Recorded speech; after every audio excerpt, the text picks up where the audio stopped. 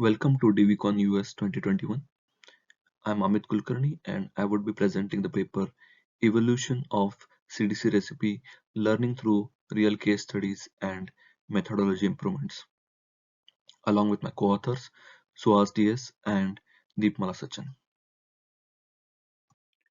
Today's system on chip comprises of diverse multiple IPs and blocks offering different functionalities. Often these blocks operate on a concrete clock frequency which may be different from the system's core and other parts of the design. Each block has several clocks and may not have a definite frequency and phase relationship in between them. All such clocks are associated with different clock domains and are called asynchronous clocks. Any path from one clock domain to other clock domain is called clock domain crossing. The graphics SoC where we carried out CDC verification comprised of graphics hard IP together with external and internal IPs and over 100 clock domains. The diagram on the right shows a typical bottom-up hierarchical CDC flow for SoC.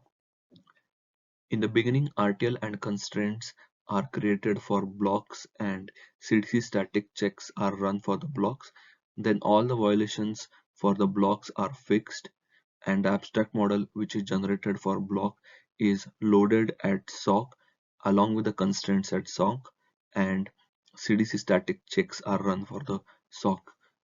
Any mismatches between abstract model and SoC are resolved either by correcting the abstract model or SoC constraints. After all the violations are fixed, we can say we have achieved SoC CDC sign-off. This diagram shows a typical SoC loaded with abstract models in the partitions along with the glue logic. There are several ways of carrying out CDC verification. Some of the ways are flat SoC CDC verification and bottom-up hierarchical CDC verification. The disadvantage of flat SoC CDC verification is requirement of long runtime and huge memory resources. So bottom-up hierarchical CDC flow is preferred over flat CDC flow. Moreover, in bottom-up hierarchical CDC flow, there is no need to verify already pre-verified CDC clean blocks at SoC. Initially, if violation-free abstract models are not available, then early-stage dirty abstract models can be loaded. This should have correct clock and reset information. This helps in identifying clock and reset connectivity issues. Later on, these dirty abstract models can be replaced with violation-free abstract models. If some constraints are not available, then corresponding rules can be disabled. For example, if reset ordering is not available and RDC checks are taking long runtime, then RDC rules can be disabled. Synthesizable RTL requirement is a stringent requirement for CDC. Usually behavioral and emulation models are available for memory, but behavioral models are non-synthesizable. So emulation models with proper usage of if-def constructs to compile only the synthesizable portion of RTL code can be used for memories. If behavioral code is available for analog modules, then stubs along with abstract models can be used for analog modules. We followed a pessimistic approach of clock grouping by assigning different clock groups to the master and the divided clock. Also, different clock groups were assigned to the same clock, entering the partitions which are placed long apart. Certain DFT blocks, such as clock distribution blocks, are integrated at SoC, which help in distributing test and functional clocks throughout the SoC. Constraint generation for these blocks is automated. However, constraints at top level are manually specified. This can lead to mismatches in top level and block level constraints. So a judicious use of wildcards in top level constraints can help tackle this issue. Wildcards help in generalizing constraints, and any small change in port or pin names can be rectified with wildcards. Abstract model generation for IPs goes through multiple iterations, as every change in RTL parameter should be reflected in abstract model. So abstract models are regenerated every time there is change in RTL parameters. Multiple iterations are wasted in receiving the abstract model from the IP owner, reloading the corrected abstract model, and rerunning CDC at SoC. So parameters not affecting CDC can be treated as don't care parameters, and don't care abstract generation can be used for parameterized IPs. One of the challenge is discerning between real and false violations. Major source of false violations is due to incorrect clock grouping and incorrect reset ordering. Another source of false violation is if there is no control availability for selection between test and functional clock. Also, test clock should not be propagated in functional mode. Tool reports some important violations as warnings. It is required to promote these warnings to errors. Also, same severity need to be preserved for CDC rules in IP and SoC level. We found several bugs during hierarchical CDC verification. These were connectivity issues as well as IP level bugs. One of the bug was swapped connectivity during IP integration. Although it's recommended that integer multiple clocks be assigned to same domain, we suspected phase difference between master clock and divided clock, so they were assigned to different clock groups.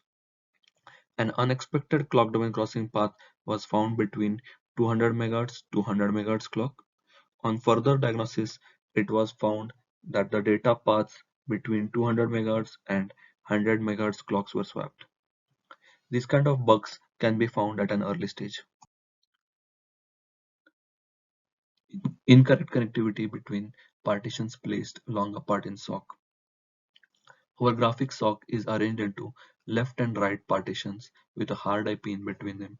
Left partitions are placed at extreme left of the SoC and right partitions are placed at extreme right of the SoC.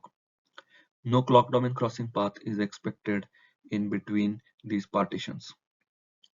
Different clock groups are assigned to the same clock reaching left and right partitions.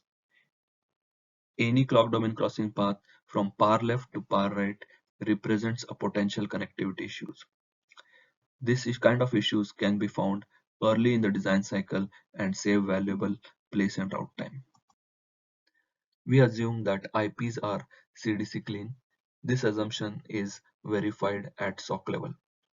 Thorough verification of new internal IPs that interface with external third-party IP is required. If a signal is marked as stable or quasi-static, it can generate a wrong abstract model and mask a real violation of missing synchronizer. In this case, pin A of hard IP in partition A is not declared as quasi-static. However, pin B of the interfacing internal IP is declared as quasi-static. So a mismatch was reported and a missing synchronizer issue was caught. Legacy IPs cannot be blindly reused. Minor modifications in legacy IPs should be thoroughly verified. Certain resets such as power good resets are triggered during power up and remain stable for the entire operation of the chip. In this case, the clock IP of the functional flop was triggered after this power good reset went stable. However, this clock IP was replaced with a crystal clock which triggers before the reset. So initially there was no need of deassertion synchronized reset synchronizer. However, a need arose to add reset synchronizer after changes in the clock. Third-party IPs use hand-coded or generic technology double or triple flop synchronizer. These IPs, when integrated at SoC, should be replaced with technology-specific synchronizers. Standard cell synchronizers also ensure that multi-stage flip-flops are placed together so that they do not affect metastability. In conclusion, this paper describes in detail about the typical challenges in hierarchical bottom-up CDC verification and the methods we used to overcome them, as well as reduce the overall CDC verification time. The techniques we adopted helped in uncovering multiple connectivity issues and IP level bugs at an early stage. This approach of verifying IP assumptions at SoC and pessimistic approach of clock domain grouping in hierarchical CDC flow has helped us achieve pre-silicon CDC sign-off. Thank you.